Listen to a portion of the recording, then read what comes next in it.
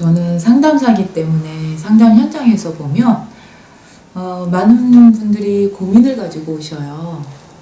그 중에 청소년의 문제를 가지고 오시는 분들, 부모님들이 계시거든요.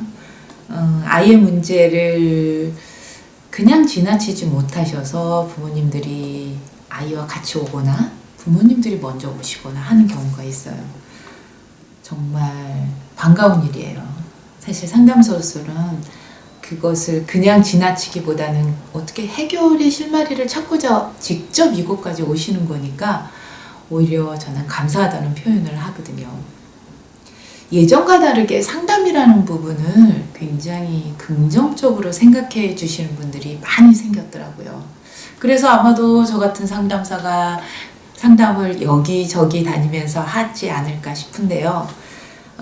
근데 부모님들은 이런 말씀을 하셔요. 아이들을 보면 본인도 잘못이 있다는 걸 아시겠대요. 그런데 화가 나서 자신의 감정을 어떻게 다루지 못하고 아이한테 퍼부어댄 것에 대해서 잘못은 인식을 하지만 그것을 어떻게 고칠 수 없다는 말씀을 하시거든요.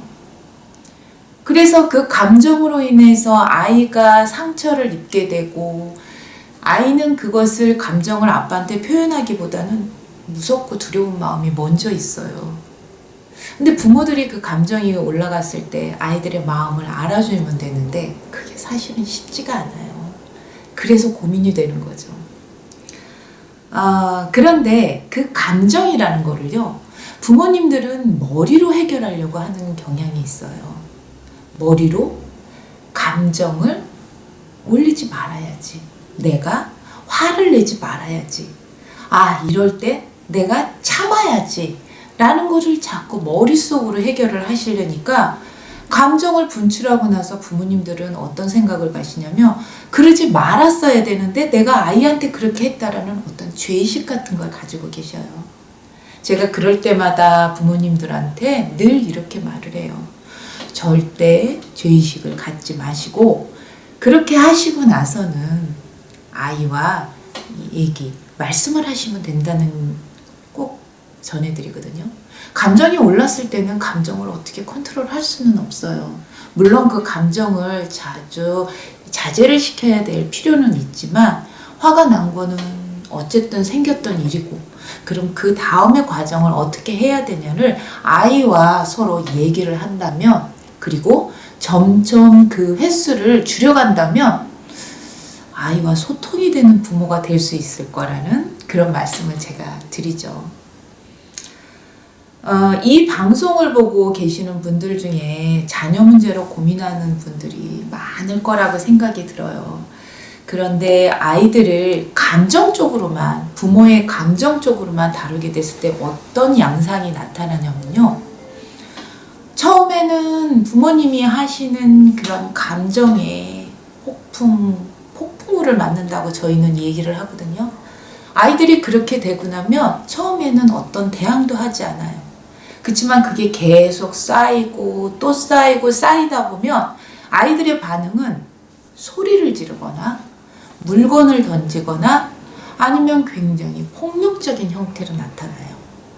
물론 동생이 있거나 위에 형, 누나 내지는 어떤 자녀 관계가 형성이 된다면 그 아이들한테 그 폭력을 행사하기도 하고요.